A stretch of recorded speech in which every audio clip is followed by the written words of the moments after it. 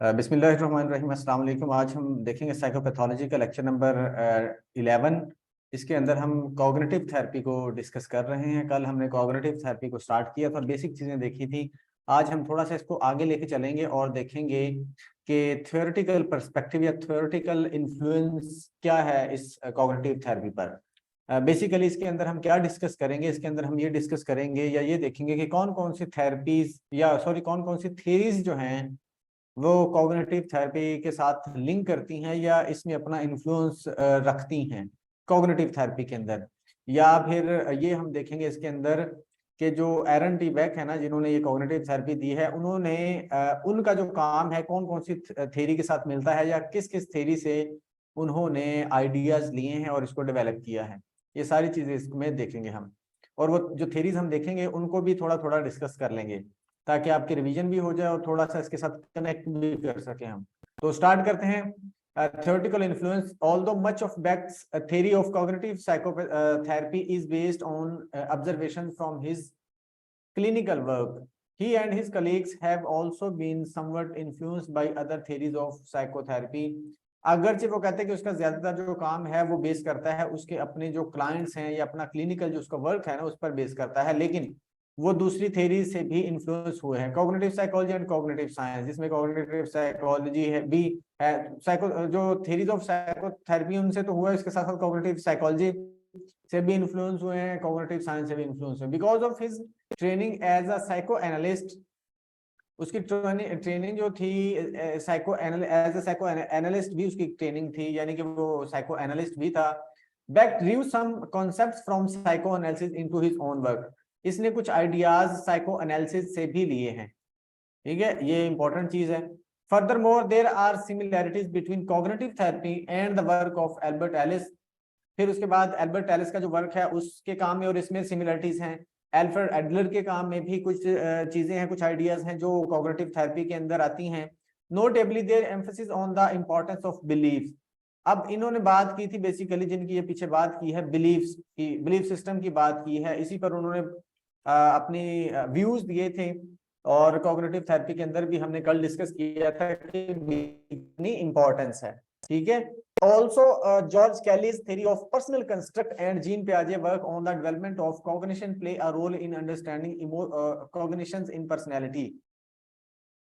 ये जो जॉर्ज कैली की थ्योरी है, इसके साथ साथ जीन पियाजे की थ्योरी है, इसका भी रोल है, ये भी अपना एक रोल प्ले करती है, या इससे हम अंडरस्टैंडिंग कर सकते हैं पर्सनैलिटी की, कॉग्निशन को समझ सकते हैं कि कैसे डेवलप हो रही होती है। जैसे कि आपको पता है जीन पियाजे 4 स्टेजेस दी थी।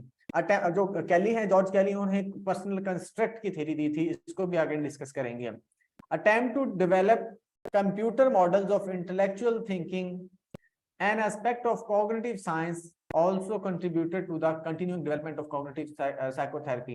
और फिर वो कहते हैं कॉग्निटिव जो साइंस है ना उसने भी अपना रोल प्ले किया है इसके अंदर, या उसके अंदर जो चीजें हैं उनका भी आप कह सकते हैं कि इफेक्ट है या इन्फ्लुएंस है या रोल है कॉग्निटिव थेरेपी के अंदर, ठीक है। ये उन्होंने एक ओवरऑल एक खुलासा यहाँ पर दिया कि कौन कौन सी थेरीज आप यहाँ देखेंगे जो इसमें अपना रोल प्ले करती हैं। साइको एनालिसिस है, एल्बर्ट एलिस है, एल्फ्रेड एडलर है, फिर उसके बाद जॉर्ज कैली है, फिर जीन पियाजे है, उसके बाद कॉग्निटिव साइंस है। अब इन सबको हम एक एक करके देखते हैं ताकि इसकी अंडरस्टैंडिंग बेहतर वे में हो जाए और बेहतर वे में इसको हम कनेक्ट कर सकें कॉग्निटिव थेरेपी के साथ।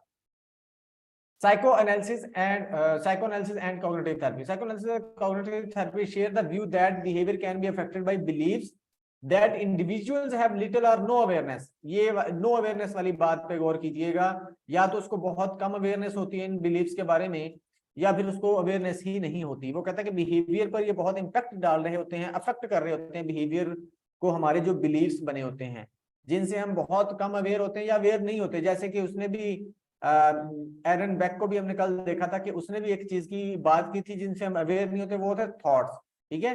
Whereas Freud hypothesized about unconscious thoughts. अब इसमें जो अनअवेयरनेस की बात हुई है, इसमें फ्राइड ने बोला है अनकॉन्शियस थॉट्स को, ठीक है। अनकॉन्शियस थॉट्स की बात की थी सिगमंड फ्राइड ने, ठीक है। जबकि बेक ने क्या बोला था, has focused on automatic thoughts that can lead to distress, और इसने बात की थी ऑटोमेटिक थॉट्स की, ठीक है, जो कि डिस्ट्रेस की तरफ लेके जाती हैं, एबनॉर्मेलिटी की तरफ लेके जाती हैं एक पर्सन को, ठीक है। जो फ्राइड है, अब उसके साथ लिंक कर रहे हैं हम साइको एनालिसिस के साथ इसको। फ्राइड ने कॉन्सेप्ट दिया था अनकॉन्शियस का, उसने बोला था कि इससे हम अनअवेयर होते हैं, लेकिन ये हमारी पर्सनैलिटी को अफेक्ट कर रहा होता है अनकॉन्शियस, या अनकॉन्शियस में जो चीजें पड़ी होती हैं, ठीक है, ये हमें एबनॉर्मेलिटी की तरफ लेके जाता है। फिर इसी तरह की बात कर दी उसने ऑटोमेटिक थॉट्स की, एरन टी बैक ने, जिसने कॉग्निटिव थेरेपी बनाई है, कि वो कहता है ऑटोमेटिक थॉट्स आ रही होती हैं हमें, जो हमें डिस्ट्रेस यानी कि एबनॉर्मेलिटी की तरफ लेके जाती हैं। अब इस तरह से आप इसका कनेक्शन जोड़ सकते हैं, ठीक है। अगर आपको कभी कनेक्शन जोड़ना भी पड़े या अंडरस्टैंडिंग करनी भी पड़े अकॉर्डिंग टू साइको एनालिसिस, या उसके अकॉर्डिंग आपको साइकोथेरेपी देनी पड़े, तो आपको इस अंडरस्टैंडिंग बनाने में, एक प्लान बनाने में, ट्रीटमेंट स्ट्रेटजी बनाने में, डिजायर करने में आपको बहुत वो कहते हैं कि हेल्प मिल जाएगी, जब आपको पता होता है कि चीजें कहां पर कनेक्ट कर रही हैं, कैसे कनेक्ट कर रही हैं। It was Freud's theory that anger, अब ये फ्राइड की एक थ्योरी थी जिसमें उसने बोला था anger when turned inward becomes depression that started back on his path for understanding the process of depression। अब वो उसने एक बात की है सिगमंड फ्राइड ने, वो क्या कह रहा है, ये वाली बात वो कर रहा है, वो कह रहा है कि जो एंगर है ना, अगर वो हम उसको अंदर दबा लें अपने, अब वो कह रहा है कि व्हेन टर्न्ड इनवर्ड, जब वो इंटरनल हमारे इनर की तरफ चला जाएगा एंगर, तो फिर वो क्या होगा, डिप्रेशन बन जाएगा, फिर वो हमें कॉज करेगा डिप्रेशन की तरफ, ठीक है। और इसी that started back on his path for, अब इसी कॉन्सेप्ट को यूज करते हुए उसने जो डिप्रेशन का प्रोसेस है उसको अंडरस्टैंड किया था एरन टी बैक ने, ठीक है। ये इंपॉर्टेंट चीज है कि उसने बोला था एंगर, अब इसको इस तरह से आप समझ सकते हैं कि अगर हम गुस्से को दबा जाएंगे ना, अपने अंदर ही रखेंगे गुस्से को, हम उसको कैथारसिस उसका नहीं करेंगे, या गुस्सा एक्सप्रेस नहीं करेंगे, या जो हमारा जिस वजह से हमें गुस्सा आया है उस चीज को रिजॉल्व नहीं करेंगे, तो ये हमारे अंदर ही दबा रहेगा। जब हमारे अंदर दबा रहेगा तो वो कहता है कि फिर ये कॉज करेगा डिप्रेशन को, जो पर्सन है वो डिप्रेशन में चला जाएगा, डिप्रेशन की तरफ चला जाएगा, ठीक है। ये थ्योरी थी उसकी सिगमंड फ्राइड की, या सिगमंड फ्राइड का ये कॉन्सेप्ट है, उसका ये मानना था, और इसी को यूज करके उसने अंडरस्टैंडिंग की थी एरन बेक ने। Thus, Freud theory of psychological disorders became the starting point from which cognitive therapy developed। और ये सिगमंड फ्राइड की ही थ्योरी थी, या उसी के कॉन्सेप्ट थे जिन्होंने बेस प्रोवाइड की इसको कॉग्निटिव थेरेपी को डेवलप करने में। This fact is not readily apparent as the cognitive view of personality and techniques of psychotherapeutic change are very different from those of psychoanalysis। वो कहते हैं कि इस चीज को जो ऊपर जो हमने कनेक्शन बनाया ना साइकोएनालिसिस का, सिगमंड फ्राइड का और इसका एरन बेक का या कॉग्निटिव थेरेपी का, वो कहते हैं इसको, ये आपको बाहर लगता तो नहीं है कि ये मतलब इनमें कोई सिमिलरिटी है या आपस में लिंक करते हैं। क्यों? क्योंकि जो थेरेप्यूटिक टेक्निक्स है ना, उसमें और साइकोएनालिसिस में बहुत डिफरेंस है, ठीक है। यानी कि वो दोनों डिफरेंट चीजें नजर आती हैं, लेकिन वो लिंक करती हैं, ठीक है। वो आइडियाज उसी से लिए गए हैं, यानी कि जो चीजें जो उसने बोल दिया है सिगमंड फ्राइड ने, उसी तरह की मिलती जुलती बात एरन बेक ने भी बोली है। Fried theory of unconscious, unconscious वाली जो बात है फ्राइड ने बोला है, इसको देख लेते हैं थोड़ा सा। अकॉर्डिंग टू सिगमंड फ्राइड अब यहां तक किसी का कोई क्वेश्चन है तो पूछ सकते हैं, जो हमने ऊपर देखा साइकोएनालिसिस कॉग्निटिव थेरेपी को। If you have any question you can ask, अगर नहीं तो जल्दी से बताएं फिर आगे बढ़ें जल्दी से।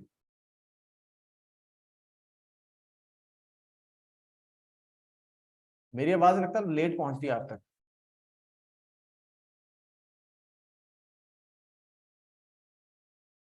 आप लोग सुन रहे हैं मेरी बात? मैंने बोला कोई क्वेश्चन नहीं है तो बोले, फिर आगे बढ़ें।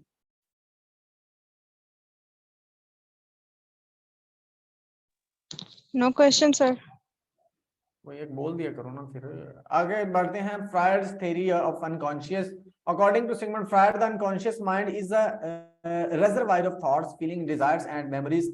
अच्छा, मैंने अब आपको एक ना पाथ दे दिया है, एक रास्ता दे दिया है कि कैसे साइकोएनालिसिस, अब आपने पहले कभी सोचा भी नहीं होगा कि साइकोएनालिसिस और कॉग्निटिव थेरेपी या कॉग्निटिव बिहेवियर थेरेपी का कोई चक्कर हो सकता है, यानी कि इनका कोई जोड़ या मिलाप हो सकता है।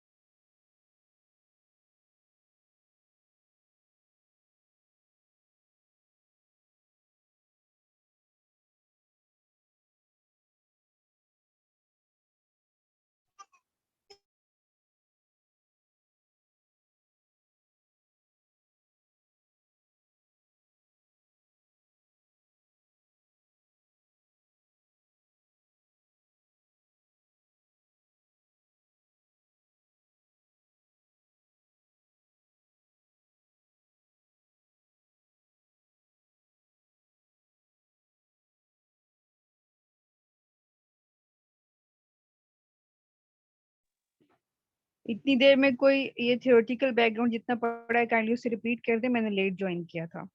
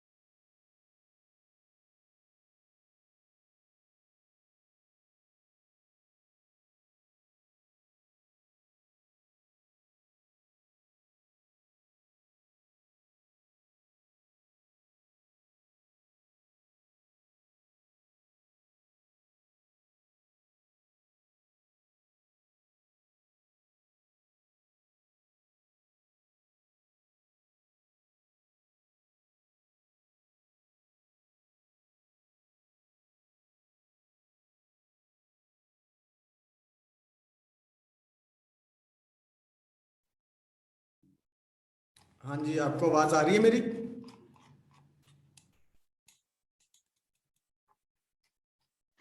यस सर, आ रही है। ओके। अच्छा, मैं बात कर रहा था कि लाइट चली गई थी, मैंने अभी सेट कर लिया। अच्छा, मैं बता रहा था कि मैंने आपको ना एक रास्ता दे दिया है, ठीक है। एक रास्ता दे दिया है मैंने, आपको एक वो कहते हैं कि हिंट दे दिया। अब आपने इसको खुद ही अप्लाई करना है इन चीजों को, या आपको जब भी कोई जरूरत पड़े तो आप इस तरह भी सोच सकते हैं कि साइकोएनालिसिस के अकॉर्डिंग या साइकोएनालिसिस को भी कहीं पर यूज किया जा सकता है, या पुट किया या लगाया जा सकता है, तो उसको उस तरीके से भी आप देख लें, ठीक है। अब सम टाइम ऐसा होता है कि टीचर आपको एक कॉन्सेप्ट समझा देता है। अब हमारे स्टूडेंट्स का पता क्या इशू होता है, या हमारे यहाँ पर ये इशू होता है, या ये कॉन्सेप्ट बना हुआ है कि हमें हर चीज एक टीचर ही बताएगा, जैसे, या फिर इस तरह से होता है कि जैसे हमारा टीचर हमें बताएगा हमने वैसे ही करना है। टीचर का काम है आपको कॉन्सेप्ट समझा देना। हाँ, उसका जो एक्सपीरियंस है या उसके पास जो नॉलेज है या उसने जो सीखा है वो आपको जरूर बताएगा, लेकिन असल जो काबिलियत होती है ना वो आपकी होती है कि अगर आपको कोई कॉन्सेप्ट समझ आ गया है ना, तो आप अब उस कॉन्सेप्ट को यूज करो, कहां पर यूज कर सकते हो, कहां पर उसको लगा सकते हो, उस कॉन्सेप्ट से क्या नई चीज निकाल सकते हो, या उस कॉन्सेप्ट को कहां पर अप्लाई करके अपने लिए प्रोडक्टिव बना सकते हो। ये आपका काम होता है। जैसे मैंने ये बात क्यों की है, इसलिए मैंने ये बात की है कि मैंने आपको बोला कि ये मैंने आपको एक रास्ता दिखा दिया है, तो इसको अब आप कभी भी जरूरत पड़े या कभी ऐसा लगे कि मुझे क्या करना चाहिए, तो इस पर्सपेक्टिव से भी इसको सोच लेना है। यानी कि जो भी मैं आपको समझाऊं या जो भी बताता हूं, आप उस पर्सपेक्टिव से भी देख लिया करें चीजों को, या उनको अप्लाई कर लिया करें, या उनको जोड़ लिया करें, लिंक कर लिया करें। मतलब ये मेरे साथ ही नहीं आपने करना, जो मैं आपको पढ़ा रहा हूँ, आपको कहीं पर भी कोई पढ़ने को या कुछ करने को या समझने का मौका मिले या परफॉर्म करने का मौका मिले, तो थोड़ी सी डिफरेंट अप्रोच, यानी कि अपनी पर्सनल अप्रोच लगाने की कोशिश किया करें। जो आपने सीखा है वो तो लगाना ही लगाना है, लेकिन अपनी भी पर्सनल कोई आपकी चीज आपके पास होनी चाहिए या काबिलियत होनी चाहिए, ठीक है। अच्छा, इसका अनकॉन्शियस वाले देखते हैं। ये आपको पता है कि रिजर्वायर है of thoughts, feelings, desires and memories that are not readily accessible to conscious awareness. ये वही वाली बात आ गई जो उसने ऑटोमेटिक थॉट्स की बात की, जिनसे हम अवेयर नहीं होते, ठीक है। इसने भी बोल दिया कि हम कॉन्शियस नहीं होते। Freud psychoanalytic theory posits that the mind is divided into 3 levels, conscious, preconscious and unconscious. अच्छा, कॉन्शियस माइंड रिप्रेजेंट, इनकॉन्शियस क्या होता है? इमीडिएट अवेयरनेस, प्रेजेंट मोमेंट के अंदर हम जिन जिन चीजों से अवेयर होते हैं उसको बोलते हैं कॉन्शियस। अच्छा, उसके बाद अनकॉन्शियस की बात करता है। Unconscious mind however consist of thoughts, emotions and memories that are hidden from conscious awareness. अब आपको देखें, अब आपने पढ़ा होगा कि जी जो उसकी साइको एनालिसिस की थ्योरी है वो डेवलपमेंटल थ्योरी है, ठीक है। डेवलपमेंटल थ्योरी है तो उसको उस पर्सपेक्टिव से देख लो आप, और बस, ठीक है। अब देखें, हमने वो कॉग्निटिव थेरेपी पढ़ रहे हैं, थेरेपी के अंदर भी इसका यूज निकल रहा है या इसका इन्फ्लुएंस निकल रहा है। तो मतलब चीजों को एक चीज को बहुत जगह पे आप यूज कर सकते हो, बहुत जगह पे उसको अप्लाई कर सकते हो, बहुत जगह पर उसको यूज करते हुए कॉन्सेप्ट को आप बड़ी अंडरस्टैंडिंग बना सकते हैं, चीजों को अंडरस्टैंड कर सकते हैं, समझ सकते हैं। अच्छा, वो कहता है कि वो चीजें होती हैं जो कि हमारे कॉन्शियस में नहीं होती। Freud believe that the unconscious mind influences our thoughts, feelings and behaviour. वो कहता है अनकॉन्शियस क्या करता है, माइंड इन्फ्लुएंस करता है, किसको इन्फ्लुएंस करता है, our thoughts, our feelings, our behaviour. यानी कि जो अनअवेयर थॉट्स जो होते हैं जिनसे हम अवेयर नहीं होते, often in ways that we are not aware of, इस तरह से जिनसे हम अवेयर नहीं होते। He argue that these hidden processes can shape our personalities, motivations and experiences। उसका कहना था कि यही वाली चीज क्या करती है, यही हिडन प्रोसेसेस जो होते हैं ना, shape our personalities, motivations and experiences. अब ये कॉन्सेप्ट मैं आपको समझा रहा हूँ, ये बता रहा हूँ कि ये इस तरह से होता है। अब ये वाली चीज जब आपके पास कोई जिसको आपने कॉग्निटिव थेरेपी देनी है ना, तो आपको पता होगा कि यार ये बेसिकली चीजें कैसे काम कर रही होती हैं। अब आपको पता है कैसे काम कर रही है, तो उसको आप सॉल्व भी कर लेते हो, उसको ट्रीट भी कर लेते हो। Freud proposed that the unconscious mind is primarily driven by instincts and operates according to the pleasure principle, seeking immediate gratification of basic desires and impulses. He suggested that the unconscious mind is also home to repressed thoughts and memories, particularly those associated with the traumatic or socially unacceptable experiences. अब यहाँ पर देखें, अब हम इसको देखें कि आपने कॉग्निटिव थेरेपी कैसे करनी है। ये कॉग्निटिव थेरेपी यानी कि हमने उसका थिंकिंग प्रोसेस चेंज करना है ना, उसके बिलीफ चेंज करने हैं। अब आपके पास कोई ऐसा पेशेंट आ जाता है, आपको पता चलता है वो फ्रस्ट्रेशन का शिकार है, अग्रेशन का शिकार है, या वो डिप्रेशन का शिकार है, एंजाइटी का शिकार है, या उसको कोई पर्सनैलिटी डिसऑर्डर है। अब आप ये भी इसको, अगर आप उस पेशेंट को इस पर्सपेक्टिव से देखें कि साइकोएनालिसिस के पर्सपेक्टिव से, तो आप देखें क्योंकि उन्होंने बोला कि हमारी जो अनकॉन्शियस ही हमारे नॉर्मेलिटी की वजह बन रही होती है, तो अनकॉन्शियस हमारा क्या कर रहा होता है, इंस्टिंक्ट्स के अकॉर्डिंग चल रहा होता है, और वो किसके अकॉर्डिंग चल रहा था, प्लेजर प्रिंसिपल। अब आप ये देख लें कि कहीं ऐसा तो नहीं कि जो आपका पेशेंट है उसके जो ग्रेटिफिकेशन है, डिजायर्स हैं या इंपल्सेस हैं, वो कहीं उनकी जो सेटिस्फेक्शन है वो रह गई हो, वो सेटिस्फेक्शन ना पूरी हो सकी हो। ठीक है, अगर आपको पता चल जाता है कि वो उसकी ग्रेटिफिकेशन नहीं हुई, उस वजह से वो फ्रस्ट्रेशन का, डिप्रेशन का, एंजाइटी का या किसी भी डिसऑर्डर का शिकार हो गया है, तो अगर तो वो जो ग्रेटिफिकेशन है या प्लेजर जो सीकिंग बिहेवियर है उसका, या जो उसकी फीलिंग्स हैं, वो अगर तो लीगल है, यानी कि वो ऐसी हैं जो एक्सेप्टेबल हैं, जिनका पूरा करने में कोई बुराई नहीं है, या जिनको किसी तरीके से पूरा किया जा सकता है, तो उसकी पहले वो जरूरत पूरी करें, उसकी वो ग्रेटिफिकेशन, वो नीड्स पूरी कर दें। जब उसकी नीड्स पूरी हो जाएगी तो ऑटोमेटिकली उसका जो है अनकॉन्शियस के अंदर जो चीजें वो रिजॉल्व होना शुरू हो जाएंगी। ठीक है, लेकिन अगर वो ऐसी चीजें हैं जिनको हम जो एक्सेप्टेबल नहीं है या जो पॉसिबल ही नहीं है, जैसे वो बेटे का और माँ का रिश्ता, जैसे वो हमने अलग का कम्प्लेक्स और दूसरा कम्प्लेक्स देखा था ना, ठीक है, अब वो अगर पॉसिबल ही नहीं है तो फिर हम क्या करेंगे, उसकी थॉट पैटर्न को चेंज करेंगे। ठीक है, क्योंकि वो पूरी नहीं हो सकती ना, वो पॉसिबल ही नहीं है, एक्सेप्टेबल ही नहीं है, तो फिर हम उसका थिंकिंग पैटर्न चेंज करेंगे, उसको हम समझाएंगे, उसको उससे अवेयर कराएंगे, उसकी जो प्रॉज एंड कॉन्स बताएंगे। ठीक है, उसको अंडरस्टैंडिंग कराएंगे, बेसिकली उसको इंटेलेक्चुअली समझाने की कोशिश करते हैं कि पुत्र ये ऐसा नहीं, ऐसा होता है। ठीक है, ये कुछ चीजें हमारे लिए करने के काबिल होती हैं, पॉसिबल होती हैं, कुछ पॉसिबल नहीं होती। ठीक है, तो उनको उनको जहन से निकालने के लिए हमें क्या करना होता है, उसको उसके लिए हमें अपने माइंड को एक प्रॉपर जस्टिफिकेशन देना होती है।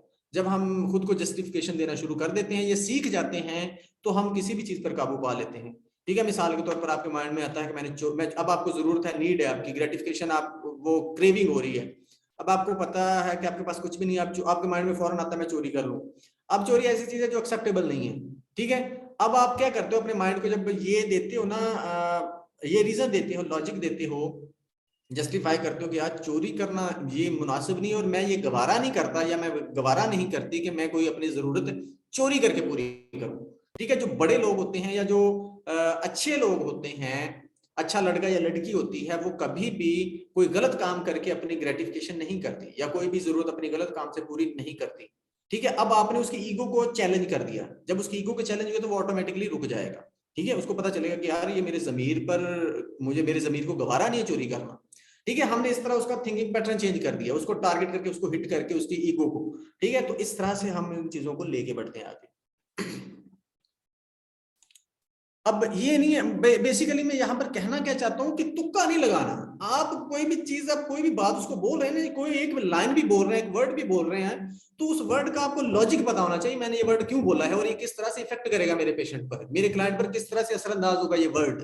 बेसिकली ये मैं ये समझाना चाह रहा हूँ आप लोगों को कि ये नहीं कि बस ऐसे जो भी मुंह में आए तो बोली जा रहे हैं, बोली जा रहे हैं, नहीं ऐसे नहीं। कोई भी वर्ड बोलना है, कोई भी चीज बतानी है, उसके लिए आपके पास एक प्रॉपर लॉजिक होनी चाहिए खुद को देने के लिए। या अगर आपसे कोई आपका सीनियर पूछता है या इवन पेशेंट ही पूछता है कि ये आप, या कोई और पूछ लेता है कि ये आप ऐसे आपने क्यों बोला, तो आपके पास एक प्रॉपर रीजन होनी चाहिए। हम बहुत सारी चीजें ऐसे बोल देते हैं, ऐसे ही सुनी सुनाई बोल देते हैं, हमें पता ही नहीं होता ये हमने क्यों बोली है, या फिर हमें ये पता ही नहीं होता कि इसका असर क्या होगा। ठीक है, बेसिकली ये मैं समझाना चाह रहा हूँ। एक अच्छा साइकोलॉजिस्ट वही होता है जिसको एक एक अपने वर्ड की कीमत का पता होता है, एक एक वर्ड के अपने असर का पता होता है, इन्फ्लुएंस का पता होता है, वही होता है कमाल बंदा, एक्सपर्ट बंदा। अच्छा, he suggested that the unconscious mind is also home to repressed thoughts and memories, particularly those associated with traumatic और सोशली अनएक्सेप्टेबल एक्सपीरियंस। वही वाली बात है कि उसमें हमारे ट्रॉमेटिक और सोशली अनएक्सेप्टेबल एक्सपीरियंसेस पड़े होते हैं। ठीक है, अब तो ऐसे एक्सपीरियंसेस जो अनएक्सेप्टेबल होते हैं, अगर वो ऐसे हैं जो मतलब ऊपर हमने इस पर डिटेल में बात कर ली है, ट्रोमेटिक हैं तो वो उसको ट्रॉमा से निकालें, उसका थिंकिंग पैटर्न चेंज करें। ठीक है, अनएक्सेप्टेबल है तो भी उसके, अगर तो वो ऐसी चीजें हैं जो पॉसिबल है, मिसाल के तौर पर अब वो जो हमारी सेक्स की ग्रेटिफिकेशन है, नीड है, इसको अवॉइड नहीं किया जा सकता या इसको हम डिनाई नहीं कर सकते। अब ये है कि इसको हम ऐसे नहीं कि शादी के बगैर इसको हम एक्सेप्टेबल कर लें या शादी के बगैर इसको पूरा कर लें। अब आपको पता है कि इस वजह से किसी आपके पेशेंट को ये इशू आ रहा है, तो आप उसको एक्सेप्टेबल वे में उसको उसकी वो नीड पूरी करा दें, बात खत्म हो जाएगी। ठीक है, तो अगर ऐसी चीज है वो जो अनएक्सेप्टेबल है या एक्सेप्ट की नहीं जा सकती या पूरी नहीं की जा सकती, पॉसिबल नहीं है, तो फिर उसका थिंकिंग पैटर्न चेंज करते हैं। अच्छा, Freud developed psychoanalytic techniques such as dream analysis और free association to assess the and explore the unconscious. अब आपको एक और यहाँ पर चीज हम जो सीख सकते हैं वो ये है, इसने जो क्या दी थी, ये टेक्निक्स दी थी, ड्रीम एनालिसिस या फ्री एसोसिएशन, ठीक है, ये दी थी। अब आप कर रहे हैं उसकी कॉग्निटिव थेरेपी, आपके पास एंग्जाइटी का पेशेंट आया पड़ा, लेकिन आप वहां पर साइकोएनालिसिस की टेक्निक अप्लाई कर रहे हो, आप अप्लाई कर रहे हो, आपको पता होना चाहिए मैं क्यों कर रही हूँ। अब आपको आपने उसके अनकॉन्शियस को एक्सप्लोर करना है, आप उसको फ्री एसोसिएशन पे लगा दें कि आपके माइंड में जो आता बोलते जाए, या एक उसको पर्टिकुलर सिचुएशन दे दें, उस पर फिर उसको बोले आपके माइंड में जो भी आता बोलता जाए। अब आपके अगर आपका जूनियर या सीनियर बैठा है, वो कहेगा कि आप ये साइकोएनालिसिस किधर घुसा के ले आओ, आप सीबीटी की टेक्निक लगाओ और बात खत्म करो। अब आप उसको बताओगे कि मैं क्यों कर रहा हूँ या क्यों कर रही हूँ, मैं इसके अनकॉन्शियस को एक्सप्लोर करने की कोशिश कर रही हूँ कि बेसिकली कुछ मेरे हाथ आए ऐसी चीज जो मुझे लगता है कि जिससे इशू हो रहा है। ठीक है, बेसिकली बताने का मकसद ये कि आपको कॉग्निटिव थेरेपी के अंदर या कॉग्निटिव बिहेवियर थेरेपी के अंदर ये वो नहीं कि जस्ट कुछ टेक्निक्स हैं वो अप्लाई कर दो, आप उसको उसके अंदर आप साइकोएनालिसिस की टेक्निक्स को यूज करते हुए भी अपना इलाज करवा कर सकते हो, उसको ट्रीट कर सकते हो अपने पेशेंट को, नो इशू, कुछ भी नहीं होता। आप एरिक एरिक्सन की थ्योरी को समझते हुए भी उसको डील कर सकते हो, कोई मसला नहीं है। ठीक है, कोई इशू ही नहीं है। अच्छा, आगे जाके वो जीन प्याजे की थ्योरी को भी हम देखेंगे कैसे उसको भी हम अप्लाई कर सकते हैं इसके अंदर। अच्छा, through these methods he aim to uncover repressed material and, अब आपको बहुत पता चलता है जी बंदा डिप्रेशन में है, आपने सीखी हुई है सीबीटी की टेक्निक्स, और आप वो बंदा आपके पास आया, आपका पेशेंट लड़का या लड़की, आपने सीबीटी की 2-4 टेक्निक लगाई, चलो जी सेशन हो गया। नहीं भाई, उसकी रिप्रेस थॉट को निकाल लो, अनकवर करो। ठीक है, जितना मर्जी आप उनकी अगर अपने उसकी जो रिप्रेस थॉट्स हैं या जो मटेरियल जो वहां उसको तंग कर रहा है उसको नहीं निकालेंगे तो जितनी मर्जी टेक्निक्स लगाते जाएं आप नहीं कर सकोगे। allowing individual to gain insight into their psychological conflict and resolve them, conflict को ढूंढो और उसको क्या करो, रिजॉल्व करा दो। ऐसे सीबीटी के अंदर भी ऐसा होता है कि आप उसकी जो वो थॉट्स जो होती है ना जो उसके लिए प्रॉब्लमेटिक होती हैं, उनको पहले तो आप आइडेंटिफाई करवाते हो। ठीक है, अगर तो वो पॉजिटिव थॉट्स तो नहीं प्रॉब्लम करती, नेगेटिव थॉट्स करती हैं। ठीक है, नेगेटिव थॉट्स अगर उसको प्रॉब्लम कर रही हैं या ऐसी थॉट्स पॉजिटिव हैं लेकिन वो एक्सट्रीम में ले जाता है, एग्जैजरेट कर देता है पॉजिटिव थॉट्स को। ठीक है, यानी कि अगर वो पॉजिटिव सोचता है तो वो हर किसी को पॉजिटिव ले रहा है, अगर हर किसी को पॉजिटिव लेंगे तो हमारा नुकसान हो जाएगा। बहुत से लोग तो नेगेटिव भी होते हैं, यानी कि बहुत से लोग आपका फायदा भी उठा रहे होते हैं, अगर हम उनको भी पॉजिटिव लेते जाएंगे तो नुकसान होगा। ठीक है, अगर ऐसी जो थॉट्स हैं जो उसको प्रॉब्लमेटिक है उसके लिए, तो उसको आइडेंटिफाई भी कराया जाता है, उसके बाद फिर उनको चेंज कराया जाता है। ठीक है, मतलब ये टेक्निक में से जो उसकी टेक्निक्स है उनमें से एक है। उसके यहाँ तक कोई क्वेश्चन साइकोएनालिसिस से रिलेटेड जो हमने कॉग्निटिव थेरेपी के पर्सपेक्टिव में देखा है, इसको कोई क्वेश्चन है तो पूछें जल्दी से, नहीं है तो फिर भी बताएं, फिर आगे बढ़े।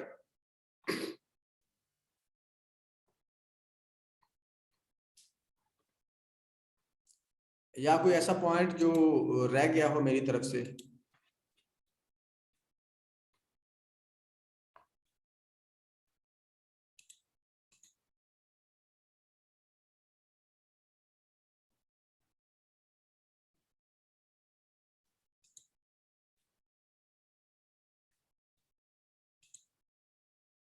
आप लोगों को स्क्रीन शो नहीं हो रही?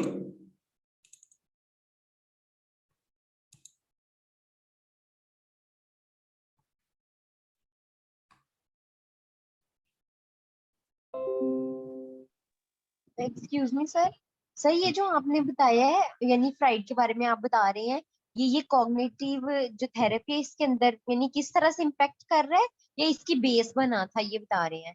पहले तो मुझे ये बताएं ना, आपको स्क्रीन शो नहीं हुई जितना भी मैंने अभी तक पढ़ा है? नहीं सर, मुझे अभी हुई है स्क्रीन शो, मैंने तो मैसेज आप भी लोगों ने किया मुझे था। बताया क्यों नहीं? सर किसी को भी छोड़िए, मैं सब ना पढ़ाई इस तरह ले तो मुझे लेट में ज्वाइन किया है ना, इसलिए। तो खुदा के बंदियों बताओ तो सही के स्क्रीन शो नहीं हुई। सर बीच सर में मैं तो आपको दो इसलिए बार नहीं बोली कि आवाज दी शायद थी वो तो आपने आपको लैपटॉप से सुनाई नहीं कनेक्ट दिया। किया हुआ है तो माइक आपका ना हो कनेक्ट, इसलिए। नहीं, मुझे लिख के तो बता देते। चले खैर कोई नहीं, मैं दोबारा बता देता हूँ आपको, जो मैं रिवाइज कर देता हूँ इसको, ठीक है, क्योंकि इंपॉर्टेंट चीज है। हमने ऊपर देख लिया था इसको, साइको एनालिसिस की थ्योरी को देख लिया था थोड़ा सा कि कैसे कनेक्ट करती है। उसने सिगमंड फ्राइड ने बोला था अनकॉन्शियस की बात की है, जिसके अंदर वो चीजें होती है जिनसे हम अवेयर नहीं होते, लेकिन हमारे बिहेवियर को इम्पैक्ट कर रही होती है, इन्फ्लुएंस कर रही होती है नेगेटिवली, यानी कि एब्नॉर्मैलिटी की तरफ लेके जाती हैं। जबकि जो एरन बेक है जिसने कॉग्निटिव थेरेपी दी है, इसने बात की थी ऑटोमेटिक थॉट्स की, जिनसे हम अवेयर नहीं होते, वही वाली बात है, और वो डिस्ट्रेस की तरफ लेके जाते हैं। तो इस तरह से दोनों कनेक्ट हो रहे हैं, ठीक है। अच्छा, उसके बाद जो उसने फ्राइड ने बोला था एंगर वाली थ्योरी की, यानी कि उसने बोला था अगर एंगर हम उसको दबा जाएंगे, यानी कि अगर वो हमारे इनर की तरफ जाएगा एंगर, तो वो डिप्रेशन को कॉज करता है। और इसी को समझते हुए उसने अंडरस्टैंडिंग की थी डिप्रेशन की, इसने एरन बेक ने। फिर अनकॉन्शियस की बात की है, वो आपको पता है क्या होता है, वो चीजें होती हैं जिनसे हम अवेयर नहीं होते। उसके बाद मैं बात कर रहा था कि ये वो कॉन्शियस तीन चीजों में उसने तीन पार्ट्स में डिवाइड किया, conscious, pre conscious, unconscious. Conscious क्या होता है, जो प्रेजेंट मोमेंट में आप ये समझ रहे हैं, सुन रहे हैं।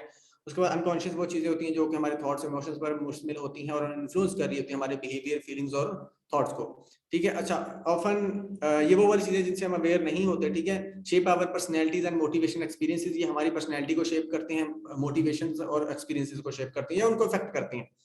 और ये चीजें हमारी क्या कर रही होती हैं, प्लेजर प्रिंसिपल के अकॉर्डिंग काम कर रही होती है, यानी कि इमीडिएट ग्रेटिफिकेशन। और मैंने यहाँ पर ये बात की है कि आपने ये चेक करना है, ये देखना है अपने पेशेंट के से कि क्या कहीं वो उसका कोई ग्रेटिफिकेशन का इशू तो नहीं है, उसकी नीड तो नहीं कोई रह गई है, इंपल्सेस तो नहीं ऐसी जो उसकी रह गई हो पूरी होने वाली। फिर हमने ट्रॉमेटिक की बात की, अनएक्सेप्टेबल एक्सपीरियंसेस की बात की। इनमें से जो भी चीज हो, जिस तरह से भी हो, आपने उसी तरह से उसको डील कर लेना है। फिर जो फ्राइड ने डेवलप की psychoanalytic technique such as dream analysis, आप ड्रीम एनालिसिस फ्री एसोसिएशन को भी यूज करते हुए उसको, उसके अनकॉन्शियस को क्या कर सकते हैं, एक्सप्लोर कर सकते हैं। उसके बाद फिर उसको उसके थिंकिंग पैटर्न को चेंज कर सकते हैं, ठीक है। अब मैंने बात की थी कि आप ये नहीं कि सीबीटी की टेक्निक्स आपने सीखी है और उस आपके पास डिप्रेशन का पेशेंट, एंजाइटी का पेशेंट है, ओसीडी का पेशेंट है, धड़ाधड़ लगा के उसको बोल दो कि जाओ, सेशन हो गया। नहीं भाई, उसको आप देखो कि उसकी थॉट्स हैं, कौन सी अनकवर थॉट्स हैं, रिप्रेस थॉट्स हैं, जो कि सॉरी कौन से रिप्रेस थॉट है, उनको अब अनकवर करें जो उनको प्रॉब्लम कर रहे हैं, ठीक है। फिर वो यानी कि आपके पास साइकोलॉजिकल कॉन्फ्लिक्ट निकल के आ जाएगा। जब कॉन्फ्लिक्ट निकल के आ जाएगा तो उसको आप रिजॉल्व करा देंगे। जी, आप पूछे क्वेश्चन।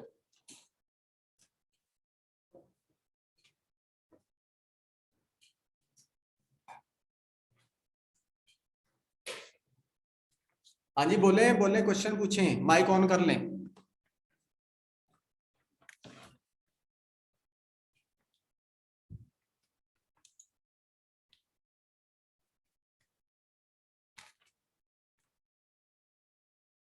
अपना माइक ऑन कर लें और क्वेश्चन पूछ लें। मुझे लगता है जिन्होंने क्वेश्चन पूछा था वो इस टाइम नहीं है क्लास में, उन्होंने लीव कर दिया शायद। शादियां थी, हाँ जी, उन्होंने चली गई हैं। आप लोगों में से किसी का नहीं है? चलें आगे बढ़ते हैं, फिर नहीं तो फिर ना सही। आगे बढ़ते हैं, एडलर एंड कॉग्निटिव थेरेपी। अच्छा जी, एडलर का क्या रोल है या किस तरह से एडलर का काम जो है इससे रिलेट करता है? More similar in theory and practice are the ideas of Adler who emphasise the cognitive nature of individual and their beliefs. इसने भी वही वाली बात की है, इसके के जो इंडिविजुअल है उसकी बिलीव्स और उसकी जो कॉग्निशन है या कॉग्निटिव प्रोसेस है वो इफेक्ट कर रहे होते हैं, या उस पर उसने एम्फसाइज किया है। Although Elderian have focused on the development of beliefs more so than Beck. They also have created a number of strategies to bring about change in the perceptions. वो कहता है कि इन्होंने ज्यादा बात की है या ज्यादा फोकस किया है, एम्फसाइज किया है बिलीव्स को बैक से, और इसके साथ साथ उन्होंने डिफरेंट स्ट्रेटजीज भी बनाई हैं कि किस तरह से हम इन परसेप्शंस को चेंज कर सकते हैं। ठीक है, ये एडलर की जो थ्योरी है या एडलर की जो अप्रोच है उसमें both Adler and Beck share an active approach to therapy using specific and direct dialogue with patients to bring about change. वो कहते हैं कि इन्होंने जो थेरेपी या ट्रीटमेंट का अप्रोच है वो है डायरेक्ट, उसके साथ क्या करते हैं, पेशेंट के साथ डायलॉग करते हैं, फिर उसके बाद उसको ट्रीट करने की कोशिश करते हैं, थिंकिंग पैटर्न या थॉट पैटर्न उसका चेंज करने की कोशिश करते हैं। अब एडलर की थोड़ी सी थ्योरी देख लेते हैं, मजीद आपको क्लैरिफिकेशन हो जाएगी इसकी। Alfred Adler was a prominent psychiatrist and psychologist who developed the theory of individual psychology. Central to Adler's theory are the concepts of social interest and the striving for superiority. इसके concept, इसका जो basically theory है उसमें main concept social interest और striving for superiority है। यानी कि वो कहता है कि हम जो भी अपनी जिंदगी के अंदर कर रहे होते हैं ना, वो इन्फीरियोरिटी कॉम्प्लेक्स से बचने के लिए और सुपीरियरिटी के लिए हम कर रहे होते हैं, खुद को सुपीरियर करने के लिए और खुद को इन्फीरियोरिटी से बचाने के लिए ही कर रहे होते हैं। हम जितनी भी तरक्की करते हैं वो इस डर से करते हैं कि हम कहीं इन्फीरियोरिटी में ना चले जाएं, ठीक है, या फिर हम इन्फीरियोरिटी फील कर रहे होते हैं तो इस वजह से हम तरक्की करते हैं, आगे बढ़ते हैं। Adler believed that individuals are motivated by a deep-seated desire to overcome feeling of inferiority and to strive for a sense of significance and competence in life. वही वाली बात जो मैंने ऊपर डिस्कस की है। One aspect of Adler's theory is the concept of lifestyle. यहाँ पर हमारे काम की बात मिलेगी। और lifestyle convictions यानी कि हमारा जो हम चीजें बनाते हैं या बिलीव करते हैं या यकीन करते हैं, convictions अपनी लाइफ को लेके। Adler proposed that individuals develop a unique way of perceiving and interacting with the world based on their early experiences and subjective interactions of those experiences. अब ये यहाँ पर है, चूंकि बिलीफ की बात हो रही है, वो कहता है कि जो पर्सन है ना वो क्या करता है, develop a unique way of perceiving and interacting with world, world से इंटरेक्ट करने के लिए या उसको परसीव करने के लिए उसका एक यूनिक स्टाइल वो बना लेता है, ठीक है, जिसको बिलीफ कह देते हैं कि वे एक खास बिलीफ के साथ चीजों को वो डील कर रहा होता है, ठीक है।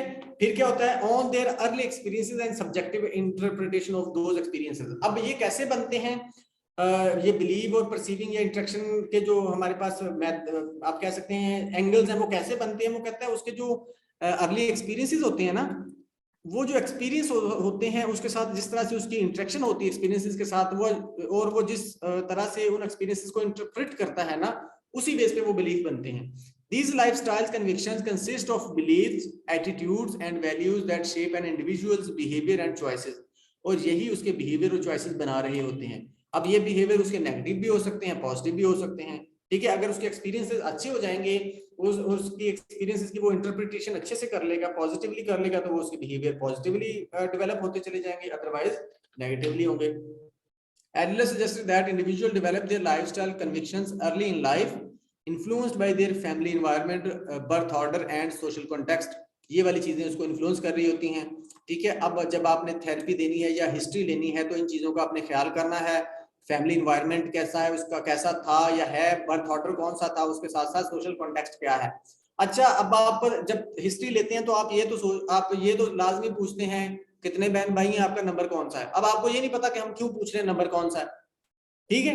तो अब वहां पर हमने देखना होता है कि उसका बर्थ ऑर्डर कौन सा है। अगर तो वो पहला, उसका बर्थ ऑर्डर क्या है, पहला है, यानी कि नंबर उसका पहला है, तो एडलर बताता है कि जो पहला बच्चा होगा ना, वो लाड में और प्यार में वो पलेगा, ठीक है। उसको बहुत तवज्जो मिलती है, बहुत उसको अटेंशन मिलती है, बहुत केयर मिलती है उसको।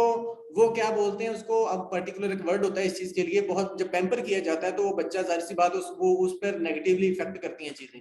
तो बहुत से डिसऑर्डर उसके चीज के साथ जुड़े होते हैं। मिसाल के तौर पर जब वो स्कूल में जाएगा, अब घर में उसकी आओ भगत बड़ी होती है पहले बच्चे की, ठीक है, लेकिन जब वो स्कूल में जाएगा तो उस तरह से उसको वैल्यू नहीं दी जाती जैसे घर में दी जा रही है। जब उसको उस तरह से, ये एडलर का कहना है, वो कहता है जब स्कूल में जाता है ना बच्चा पहला, तो उसको जब उस तरह की तवज्जो नहीं मिलती ना जैसे उसको स्कूल में घर में मिल रही होती है, तो वो बच्चा क्या चला जाता है, इन्फीरियरिटी में चला जाता है, डिप्रेशन में चला जाता है या फ्रस्ट्रेशन का शिकार हो जाता है। अब हमने बर्थ ऑर्डर के अकॉर्डिंग इस तरह से भी देखना होता है। हम ये पूछ लेते हैं कि आपका नंबर कौन सा, लेकिन ये नहीं पता होता हम क्यों पूछ रहे हैं। मतलब ये कि जो मैंने रिजल्ट निकाला कि बर्थ ऑर्डर पूछें, लेकिन उसके पीछे फिर लॉजिक भी दें, आप खुद को भी और दूसरों को भी, और उसके पीछे जो लॉजिक छुपी हुई है उसको एक्सप्लोर भी करें। ठीक है, उसके बाद सोशल कॉन्टेक्स्ट में देखें कि उसकी सोसाइटी, उसका इन्वायरमेंट कैसा है और किस सोसाइटी के अंदर पला बड़ा है वो। ठीक है, इस तरह से आप उसकी बहुत सी चीजों को एक्सप्लोर कर लेते हो। These convictions are not fixed but can be modified and transformed as individual gain insight and engage in a process of self reflection। वो कहता है कि उसके जो बिलीफ बन जाते हैं ना, लाइफस्टाइल का जो उसका यकीन या बिलीफ बन जाता है या तरीका बन जाता है, उसको मॉडिफाई किया जा सकता है, ट्रांसफॉर्म किया जा सकता है अगर उसको इंसाइट दे दी जाए, अगर वो इंसाइट गेन कर ले, यानी कि वो इंटेलेक्चुअली समझ जाए, लॉजिकली समझ जाए। ठीक है, और फिर वो उसको इंगेज कर दिया जाए सेल्फ रिफ्लेक्शन के अंदर, यानी कि वो जब वो खुद को समझना शुरू कर देगा तो उसको मॉडिफाई भी कर लेगा। ठीक है, तो ये इसको मॉडिफाई करना, चेंज करना मुश्किल नहीं होता, किया जा सकता है। Adler emphasized the importance of understanding an individual's subjective experiences and the meaning they assign to events। अब वो कहता है इंडिविजुअल की जो सब्जेक्टिव एक्सपीरियंस और उसको वो जो मीनिंग देता है ना, वो बड़ा इंपॉर्टेंस है। ठीक है, वो बड़ा इंपॉर्टेंस है। अगर आप समझना चाहते हैं ना कि वो किस स्टेज पर है या किस तरह की उसकी कंडीशन है आपके पेशेंट की, तो एडलर के इस कॉन्सेप्ट के अकॉर्डिंग चलें। आप किसी चीज से मुतालिक उसके देख ले राय क्या है। मिसाल के तौर पर आप पूछें जी आप अपने बाप के बारे में, अपने फादर के बारे में क्या नजरियात है आपके, आपको कैसे लगते हैं अपने फादर के बारे में बात करें, तो वो जो जिस तरह से बात करेगा आपको पता चल जाएगा उसका पर्सपेक्टिव। अपनी माँ के बारे में बताएं जी, अपने भाइयों के बारे में बताएं, अपनी बहन के बारे में बताएं, इसके साथ साथ यानी कि उसका पर्सपेक्टिव जाने कि आप उनके बारे में क्या नजरियात रखते हैं। फिर आप सोसाइटी के बारे में जाने, फिर टीचर्स के बारे में जाने, यानी कि कहीं ना कहीं आपको उसका एक कोई सिरा मिल जाएगा जहां पर आपको लगेगा कि उसकी अप्रोच कैसी है। ठीक है, तो वो कहते हैं कि उसका एक्सपीरियंस या उसका वो किस तरह से उन चीजों को समझता है, इससे आपको बहुत सी चीजें अंडरस्टैंड आप कर लेते हो। He believed that individuals strive for certain goals or ideals based on their unique perceptions of themselves। अब यूनिक परसेप्शन मतलब उसके जो बिलीफ बने हुए हैं, ठीक है, उसके अकॉर्डिंग वो चीजों को लेके चल रहा होता है। And the world around them, और जिस तरह की उसके आसपास, मतलब आप खुद को उस तरह से देख रहा होता है, वर्ल्ड को भी उसी तरह से देख रहा होता है जिस तरह से उसके बिलीफ बन गए हैं। These goals can vary widely and may include the pursuit of power, social recognition and interpersonal connections among others। यानी कि ये वाली चीजें हो सकती हैं। Adler also proposed that the concept of a fictional final goal or guiding self ideal, this refers to individuals imagined future state of perfection और superiority। Basically वो कह रहा है कि एक गोल होता है इंसान, हर शख्स की लाइफ के अंदर एक गोल बन जाता है उसका, फिर वो उसको फॉलो कर रहा होता है, उसको अचीव करने की कोशिश कर रहा होता है। उसको अचीव करने के चक्कर में ही, या उसको अचीव जिस तरह का उसका वो गोल होगा ना, उसको अचीव करने के लिए ही वो आगे स्ट्राइव कर रहा होता है, या वो सिक्योरिटी की तरफ चला जाएगा या फिर इनफीरियरिटी की तरफ चला जाएगा। While this ideal goal is often unattainable, वो कहता है कि इसको, ये ऐसा गोल होता है जिसको अटेन नहीं किया जा सकता। It serves as a driving force, ये एक ड्राइविंग फोर्स के तौर पर काम करता है जो उसको आगे चलाता है। And provide a sense of direction and purpose in life, और यही उसको सेंस ऑफ लाइफ या पर्पस इन लाइफ उसको प्रोवाइड करता है, जिसके अकॉर्डिंग वो एक डायरेक्शन बना के आगे बढ़ रहा होता है। ठीक है, अब आप इसको अगर समझ लें तो आपको पता चल जाएगा वो किस तरफ जा रहा है या क्यों जा रहा है। अच्छा, overall Adler's theory of beliefs revolves around the idea that individual develop specific convictions, यानी कि वो स्पेसिफिक जो बिलीफ बना लेता है, यकीन बना लेता है, and goals that shape their behavior and guide their striving for significance and success। वो उसके अकॉर्डिंग वो कहते हैं कि आगे बढ़ रहा होता है। By understanding and modifying these beliefs, individual can work towards a healthier and more fulfilling lifestyle। अगर आपको पता चल जाता है कि उसके बिलीफ क्या हैं अकॉर्डिंग टू एडलर, तो आप उसको चेंज करके एक हेल्दी लाइफ की तरफ, एक नॉर्मल लाइफ की तरफ ला सकते हैं। कोई question?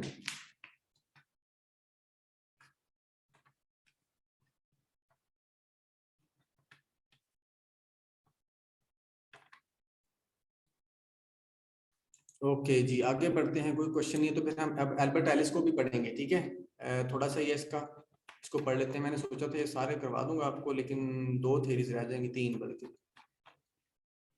Albert Ellis theory। Albert Ellis was a renowned psychologist and a creator of rational emotive behavior therapy। Albert Ellis का भी एक रोल है इसके अंदर, कॉग्निटिव थेरेपी के अंदर, क्योंकि इन्होंने अपनी भी एक थेरेपी दी है जिसको रैशनल इमोटिव बिहेवियर थेरेपी बोलते हैं। इसको भी पढ़ेंगे हम। ठीक है, his theory of cognition as outlined in REBT emphasize the role of irrational belief. इसने बात की है irrational beliefs की जो हमें distress की तरफ लेके जाती हैं in shaping our emotions, behaviors and overall psychological well-being. वो कहता है इसी पर डिपेंड कर रहे होते हैं हमारे इमोशंस, इसी पर डिपेंड कर रहे हैं हमारे बिहेवियर, इसी पर डिपेंड कर रहे होते हैं हमारी साइकोलॉजिकल वेलबींग. ठीक है. Alice proposed that our thoughts, interpretations and beliefs about events are central to our and behavioral responses. वो कहता है हमारे किसी चीज के बारे में बिलीफ है ना, उस सेंट्रल रोल है, यानी कि वही करते हैं बिहेवियर और इमोशनल जो रिस्पॉन्सेज हैं क्रिएट करने में, उनको बनाने में. He argued that not the he argued that it's not the events themselves that directly cause our emotional distress but rather our evaluations and interpretations of those events. अब ये interesting चीज है. वो कहता है कि जो इवेंट्स होते हैं ना हमारे साथ, बेसिकली वो हमें डायरेक्टली इफेक्ट नहीं कर रहे, वो हमें नेगेटिवली इन्फ्लुएंस नहीं कर रहे. हमारा जो उन इवेंट्स को देखने का नजरिया है ना, उनको एवेल्युएट करने का जो नजरिया है या उनको इंटरप्रेट करने का जो तरीका है, उसी पर डिपेंड करता है कि हम किस तरफ जाएंगे या हमारा बिहेवियर कैसा डेवलप होगा, किस तरह का बनेगा. अगर तो हम किसी भी, अब मिसाल के तौर पर आपके साथ कुछ बुरा हो जाता है, आपने बहुत मेहनत की थी, आपके मार्क्स कम आ जाते हैं, अब आप उसको, उस चीज को कैसे इंटरप्रेट करते हैं. अगर आप उसको दिल पे ले जाएंगे, मेरे साथ बहुत ज्यादती हुई है, मतलब मेरे साथ ऐसा होना नहीं चाहिए, मेरे साथ हमेशा ही बुरा होता है, अब उसको नेगेटिवली इंटरप्रेट कर रहे हो.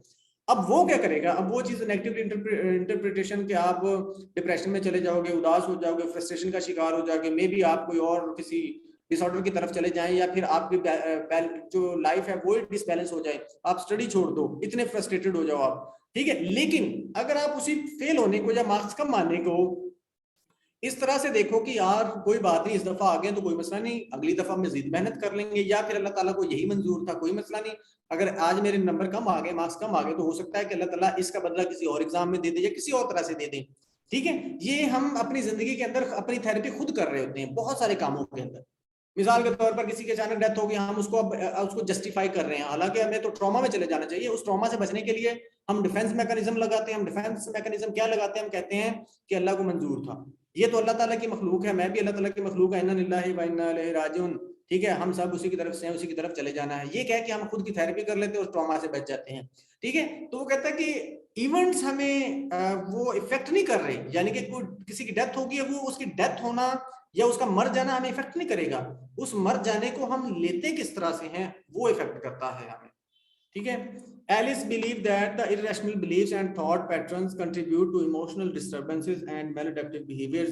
वो कहता है irrational belief और thought जो होते हैं ना, वही contribute करते हैं, वही influence करते हैं, अपना हिस्सा डालते हैं to emotional disturbances and maladaptive behavior. यानी कि हम emotionally जो disturb होते हैं उसी की वजह से होते हैं, और maladaptive behavior यानी कि जो negative behaviors होते हैं वो इसको कॉज करते हैं. आज कुछ इसने इरेशनल बिलीफ्स आइडेंटिफाई किए थे एलिस ने. कौन कौन से थे? 3 तरह के बिलीफ्स होते हैं. वो कहता है I must always do well and be approved of by others. मतलब वो कहता है कि पेशेंट इस तरह से खुद को कह रहा होता है, या पर्सन इस तरह से कह रहा होता है खुद को कि I must always do well, मैं हमेशा सही करता हूँ, and be approved by others, और दूसरे मुझे हमेशा अप्रूव करें. दिस बिलीव क्या होता है, ये क्या करता है, इस बिलीव का क्या मतलब है? This believe reflect a demand for perfection and constant approval, कि मैं हमेशा ही परफेक्ट होता हूं और मुझे हमेशा ही अप्रूव किया जाए, मुझे माना जाए. Alice argued that such demands are unrealistic and can lead to anxiety, self-doubt और frustration. अब वो कहता है ये डिमांड्स अनरियलिस्टिक हैं. जब वो ये डिमांड कर रहा है ना, उसका ये बिलीफ बना है कि मैं हमेशा ही सही होता हूँ, मुझे हमेशा एक्सेप्ट करें सब लोग, हमेशा मुझे सही बोलें सब लोग.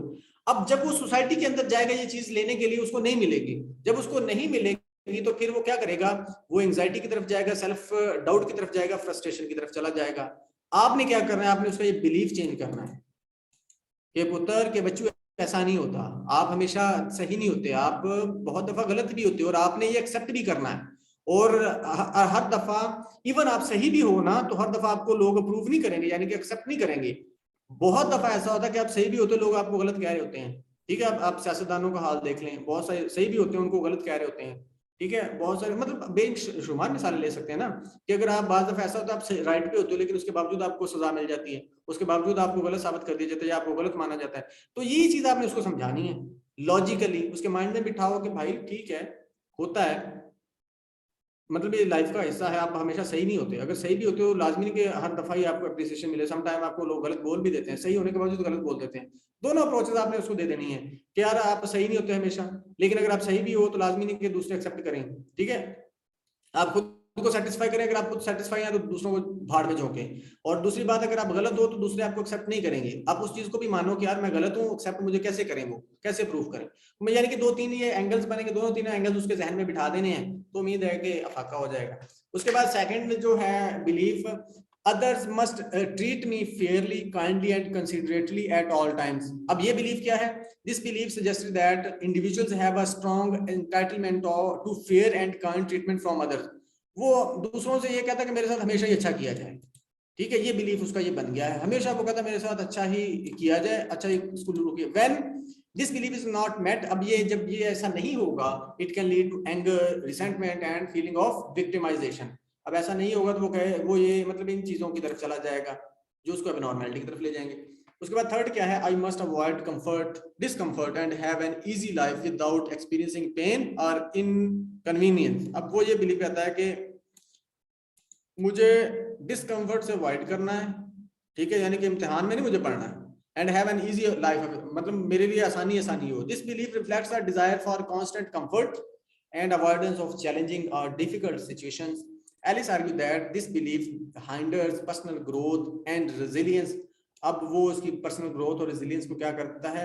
बैकआउट कर देता है, छुपा देता है, एक्सप्रेस नहीं करने देता। जब वो ये चीजें नहीं कर पाएगा तो जाहिर सी बात है लाइफ के अंदर तो उतार चढ़ाव आएंगे आएंगे। अब उसके पास उसका बिलीफ क्या है कि मुझे हमेशा आसानी मिले और मुझे प्रॉब्लम्स ना आए कोई भी, लेकिन हमेशा आसानी नहीं मिलती और प्रॉब्लम्स लाइफ का हिस्सा है। ठीक है, जिस लेवल पे होगे उसी लेवल की आपको प्रॉब्लम्स आएंगी।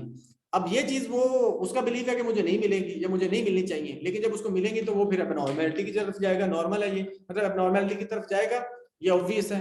तो आपने उसका ये बिलीफ चेंज कर देना है, उसका ये थॉट पैटर्न जो है इसको चेंज कर दें, उसको रियलिटी की तरफ लेके आएंगे, बच्चों ऐसे नहीं ऐसे होता है, तो उम्मीद है कि वो चीजें जो है नॉर्मल होना शुरू हो जाएंगी। ये अल्बर्ट एलिस का कहना था। यहाँ तो कोई क्वेश्चन?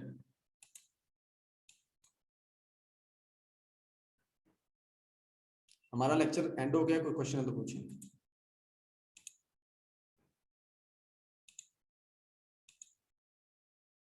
सारे समझ आ गए?